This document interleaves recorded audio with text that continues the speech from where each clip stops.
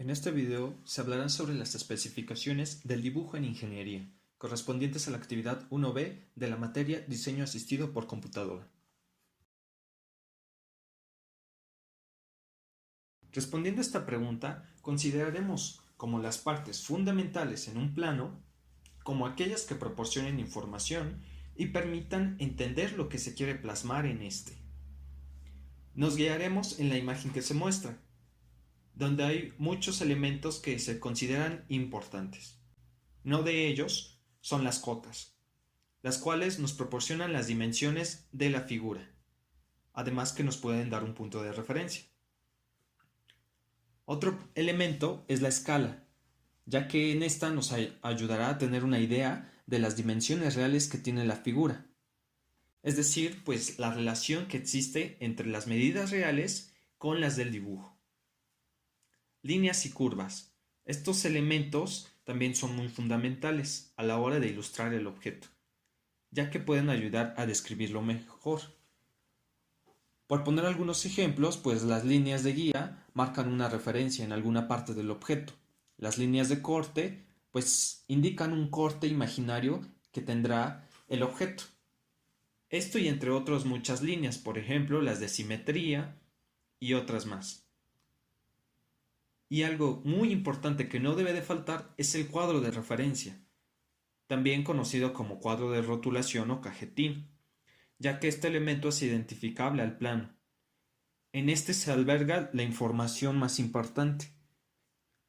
Mucha de la información puede ser el título del plano, el autor, el nombre del que aprueba el plano, la fecha, el formato, es decir, el tipo de hoja, el material, el peso y bueno, aquí regularmente se suele localizar los datos de la escala, pero existen muchos otros datos que pueden ser complementarios, pero eso ya es opcional. Lo que sí importa es tener el cuadro de referencia y los demás elementos mencionados.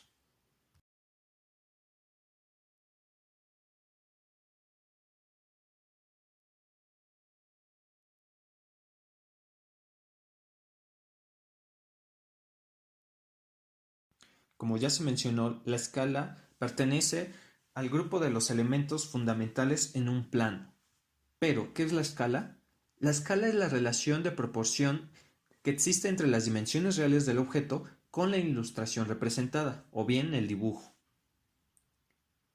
Pero para realizar y tener escalas, pues muchas de las veces se suele utilizar cálculos matemáticos, como divisiones o multiplicaciones.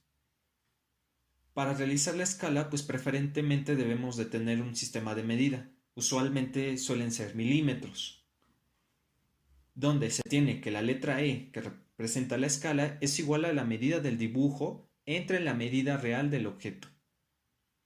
Pongamos un ejemplo. Si la medida de un dibujo es de 10 milímetros y el tamaño real de esta pieza es de 30 milímetros, entonces esto es E igual a 10 sobre 30. Y en base a esto obtenemos la proporción y por tanto la escala. Y vamos a tener que E, que representa la escala, es igual a 1,3. Esto se puede interpretar como tal que por 3 milímetros del objeto real se tiene 1 milímetro en la ilustración. Esto pues usualmente se suele mencionar primero la escala seguido de los dos números. Por ejemplo, en este caso que mencionamos, pues diríamos que se tiene una escala de 1,3. Y bueno, esta sería la manera en que se expresa simbólicamente, por así decirlo, la escala. Pero esto va a variar según las dimensiones del objeto o del dibujo. Existen tres tipos de escalas, que suelen ser la escala de ampliación, de reducción y la escala natural. La escala de ampliación es aquella en donde las dimensiones de la pieza son demasiado pequeñas para que se puedan representar en un dibujo, por lo cual se requiere de una ampliación conveniente al formato. La escala de reducción. Esta se suele utilizar cuando las dimensiones de la pieza son muy grandes y es conveniente reducirlas en el dibujo. Y la escala natural, que es aquella cuando tanto la ilustración o bien el dibujo coincide con las dimensiones reales del objeto.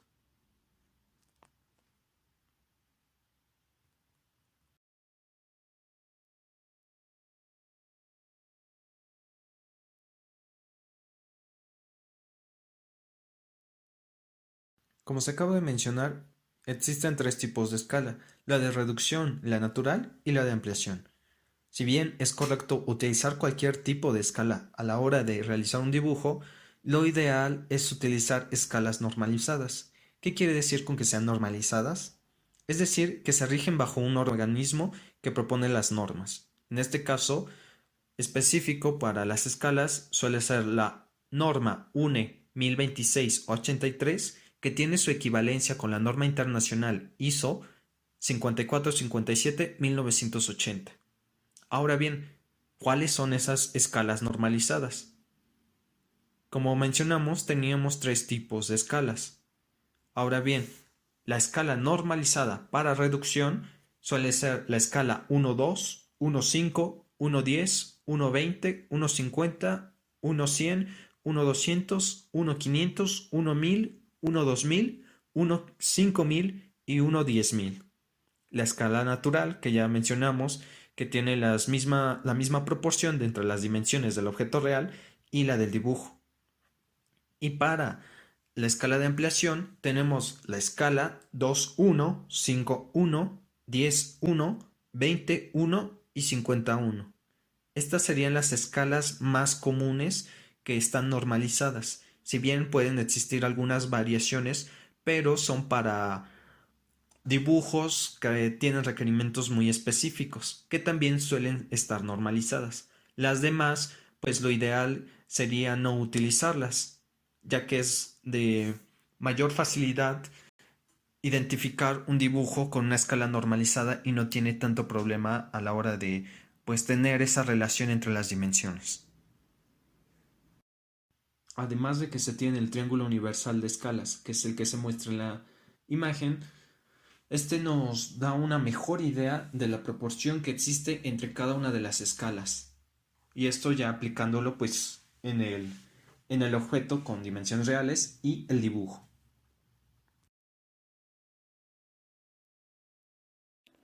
¿Qué son las vistas de un dibujo técnico? Son el dibujo en dos dimensiones que muestra cada una de las caras de un objeto tridimensional.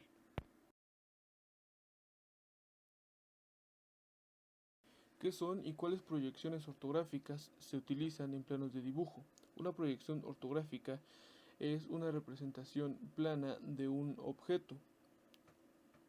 Dicha representación cuenta con cuatro planos: el plano vertical, el cual es una vista frontal del objeto; el plano horizontal, que es una vista desde la parte de arriba del objeto; el plano de giro, que es la rotación con respecto al plano horizontal que se tiene para el plano perfil, el cual es una vista lateral del objeto.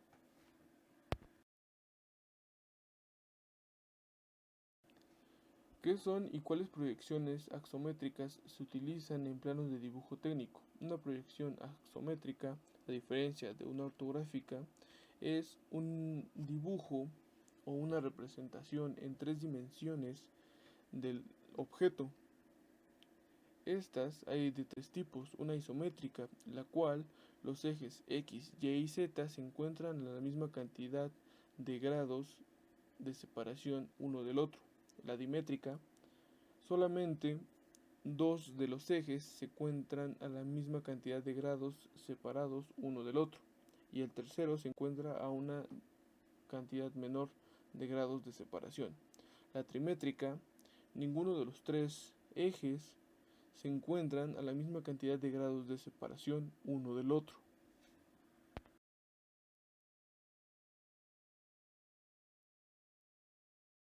¿Cómo es el acomodo de proyecciones en el sistema de primer diedro? La norma UNE 1032 especifica dos formas o métodos posibles de organizar las 6 vistas o proyecciones normalizadas en el papel. El primero es el denominado método europeo o del primer diedro, también conocido como método E.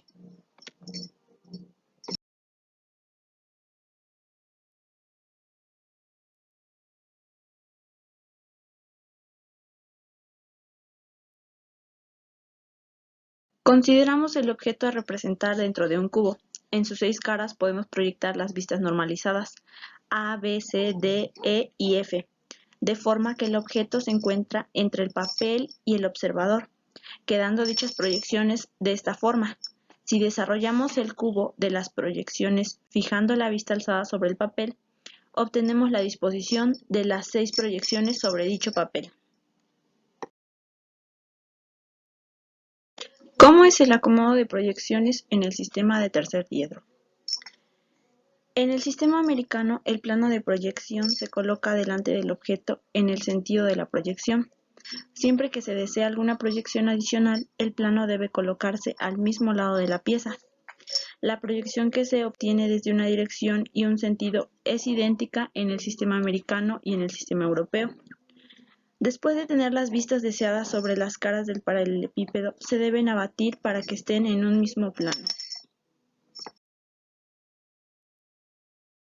Entre ambos métodos existe una correspondencia obligada, es decir, es la forma en la que estarán relacionados. Habitualmente, con tan solo 3 vistas, el alzado, la planta y una vista lateral, queda perfectamente definida una pieza.